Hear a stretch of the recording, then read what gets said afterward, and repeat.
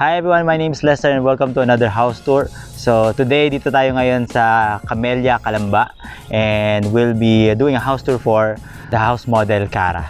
So again, before that, we would like to invite you to check out our social media channels. So if you haven't already, please subscribe to the channel for more house tours. You can also check out our Facebook page and our social media accounts. And let's start with this part of the house, which is the one-car garage.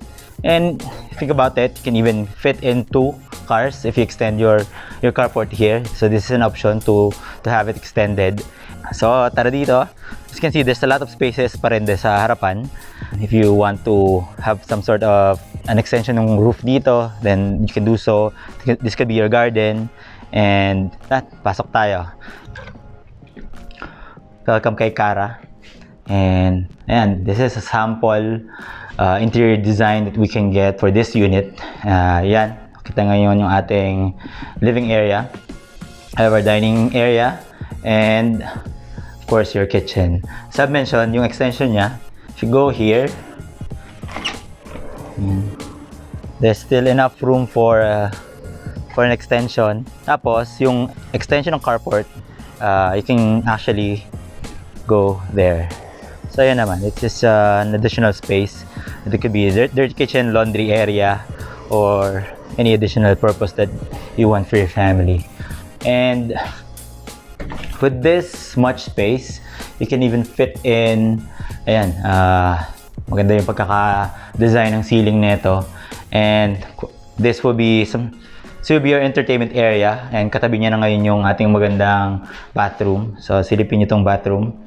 Napakaganda ng pagkaka-interior nito. With proper lighting and the right furniture and fixtures, then you'll have this amazing looking interior design.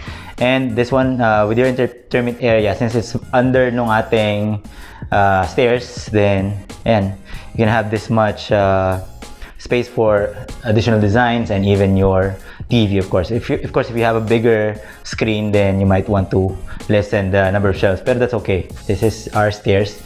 Paikot din siya, and it's usually space saving kapag ganito yung design ng stairs natin. So tara, pakita ko naman sa inyo yung ating taas. Ayan.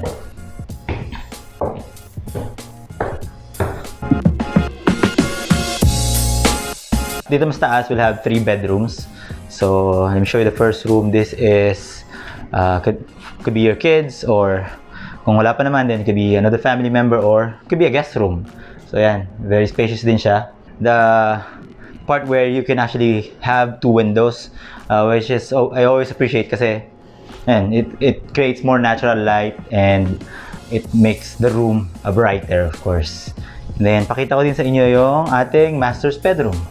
You can still fit in a queen size bed dito. Dahil meron tayong carport, then we'll have a balcony sa taas niya, which of course you can use for your family bonding if you have visitors na gusto nyong i-invite dito.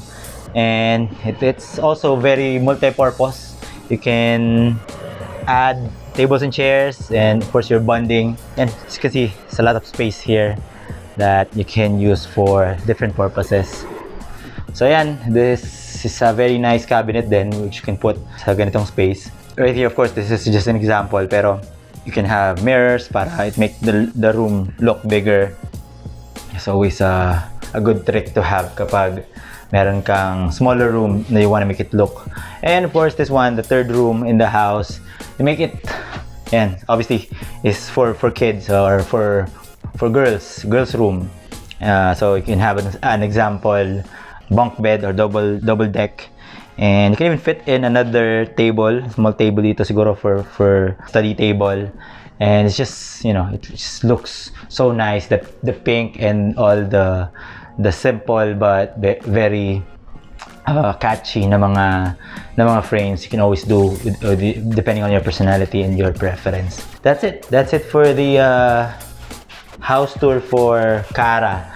So if you are interested with this property, check out the contact information down below, or you can click on the link for our form so you can fill that out, and we'll get your information, then we'll get back to you as soon as we can. You can also subscribe to our channel for other house tours. We are doing a lot of house tours around the Calabarzon area and hopefully help you find the best and perfect investment for your next home. It's really a good idea to look around so you can make sure you get the best decision because this is a huge purchase, your next house. So ayan, so hopefully this helps. We'll see you on the next house tour, and don't forget to like, comment, subscribe.